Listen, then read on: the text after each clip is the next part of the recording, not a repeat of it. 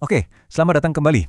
Di pembahasan kali ini, kita akan mengupas sebuah ide yang kelihatannya sederhana, tapi dampaknya luar biasa, yaitu soal perbedaan antara apa yang kata orang kita butuhkan dengan apa yang sebenarnya kita butuhkan.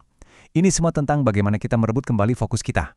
Nah, untuk memulai, saya mau ajukan satu pertanyaan langsung untuk Anda. Coba deh, berhenti sejenak dan pikirkan, apa sih yang benar-benar Anda butuhkan saat ini untuk bisa melangkah maju? Bukan soal apa yang Anda inginkan ya, tapi apa yang Anda butuhkan. Pertanyaan ini adalah inti dari semua yang akan kita bicarakan. Jadi, pada dasarnya, ada dua cara kita melihat kebutuhan. Pertama, kita biarkan saja lingkungan, tetangga, atau media sosial yang menentukan buat kita. Atau yang kedua, kita melihat ke dalam diri sendiri dan menentukannya berdasarkan tujuan dan kondisi kita. Nah, dua jalur ini akan membawa kita ke hasil yang sangat-sangat berbeda. Oke, mari kita bedah dulu cara berpikir yang pertama. Ini nih, sebuah jebakan yang sangat umum, mendefinisikan apa yang kita butuhkan hanya karena membandingkan diri dengan orang lain. Percayalah, ini adalah cara hidup yang ongkosnya mahal. Kenapa mahal? Karena terus-menerus membandingkan diri itu capek banget beneran, menguras energi mental dan emosional kita. Setiap tetes energi yang kita pakai untuk mikirin apa yang orang lain punya adalah energi yang tidak kita gunakan untuk diri kita sendiri. Sayang kan? Kutipan ini, yang diambil langsung dari sumber kita, benar-benar menangkap idenya dengan sempurna. Saat Anda tidak menghabiskan kapasitas mental Anda untuk membandingkan, Anda seolah-olah membebaskan ruang di kepala Anda untuk hal-hal yang jauh lebih penting. Ya, untuk pertumbuhan pribadi Anda. Coba lihat diagram ini menggambarkan idenya dengan sangat baik. Anggap saja ini adalah total energi mental Anda. Nah, coba jujur pada diri sendiri. Berapa banyak dari energi itu yang saat ini habis untuk perbandingan? Sekarang, bayangkan apa yang bisa Anda capai kalau semua energi itu dialihkan kembali untuk diri sendiri dan tujuan Anda. Jadi poin pentingnya adalah ini. Perbandingan itu punya biaya yang nyata. Energi mental terbuang, waktu dan fokus hilang, kita jadi gampang teralihkan dari tujuan pribadi, dan yang paling penting, kita jadi terputus dari apa yang sebenarnya kita butuhkan. Lalu, solusinya gimana dong? Nah, sekarang kita akan beralih untuk melihat bagaimana caranya kita bisa fokus pada kebutuhan yang nyata. Dan kita akan melakukannya lewat sebuah cerita pribadi yang sangat kuat dari sumber kita. Pernyataan yang sangat sederhana ini adalah kuncinya. Di saat teman-teman sekelasnya semua punya sepeda, sang pembicara menyadari sesuatu yang sangat mendasar. Punya barang yang sama dengan orang lain, itu tidak sama dengan memenuhi kebutuhan pribadi. Coba kita bedah proses berpikirnya menjadi sebuah kerangka kerja yang bisa kita pakai. Langkah 1, evaluasi dulu keinginannya. Dalam kasus ini, sepeda. Langkah 2, nilai. Apakah ini kebutuhan? Oh, ternyata tidak, karena transportasi sudah ada.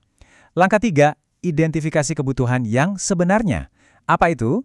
Ternyata, akses internet untuk riset. Dan langkah 4, bertindak berdasarkan kebutuhan nyata itu. Bukan keinginan yang didasari perbandingan. Perbandingan ini menjelaskan semuanya. Sepeda adalah keinginan yang dipicu oleh faktor dari luar. Sementara itu, internet adalah kebutuhan yang muncul dari tujuan di dalam diri. Begitu kita bisa memahami perbedaan ini, wah, itu adalah sebuah terobosan. Dan disinilah letak kekuatannya. Perubahan pola pikir ini membuat Anda berhenti melihat ke samping dan mulai melihat ke depan. Fokus Anda bergeser dari yang tadinya mengejar ketertinggalan menjadi membangun jalan Anda sendiri. Tapi, tunggu dulu, ada satu hal penting di sini. Kisah ini bukan hanya tentang berpikir positif dan selesai. Ada pengakuan bahwa keadaan di luar diri kita atau lingkungan juga memainkan peran yang sangat besar. Sumber kita sangat jelas soal ini. Punya pola pikir yang kuat itu bukan pengganti untuk memperjuangkan lingkungan yang lebih adil. Keduanya sama pentingnya. Kita perlu memperbaiki sistemnya, sekaligus memperbaiki cara kita berpikir di dalam sistem tersebut. Nah, untuk memahaminya, mari kita pakai metafora yang kuat, permainan kartu. Lingkungan itu ibarat kartu yang dibagikan ke tangan Anda. Anda tidak bisa memilihnya. Sementara pola pikir Anda adalah strategi Anda, cara Anda memainkan kartu yang Anda pegang itu. Kutipan ini merangkum filosofi inti dari semua pembahasan kita. Kita tidak selalu bisa mengendalikan keadaan kita, tapi kita selalu bisa mengendalikan respons kita terhadap keadaan itu. Keduanya sama-sama penting. Implikasinya jelas banget kan? Anda bisa saja punya kartu yang bagus banget, tapi kalau cara mainnya buruk, ya tetap bisa kalah. Sebaliknya, meskipun kartu di tangan kurang menguntungkan, kalau permainannya cerdas, kemenangan masih bisa diraih. Jadi, baik kartu maupun pemainnya, keduanya sangat penting. Jadi, mari kita akhiri dengan berfokus pada satu elemen yang sepenuhnya 100% berada dalam kendali kita, yaitu cara kita bermain. Ini adalah pesan tentang kekuatan pribadi. Dalam situasi apapun, seburuk apapun kelihatannya, selalu ada ruang untuk pilihan, untuk strategi, dan untuk pola pikir. Disinilah letak kekuatan Anda.